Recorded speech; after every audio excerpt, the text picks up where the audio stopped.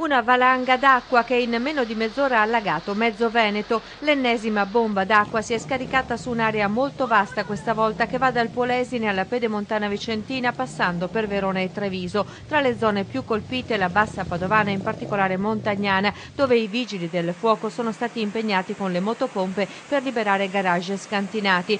Strade trasformate in ruscelli in tutti i colli euganei, dove la conta dei danni si potrà fare solo nei prossimi giorni, così come ad Abano Terme e Selvazzano, dove si è nuovamente allagato tra le polemiche il nuovissimo sottopasso in tangenziale.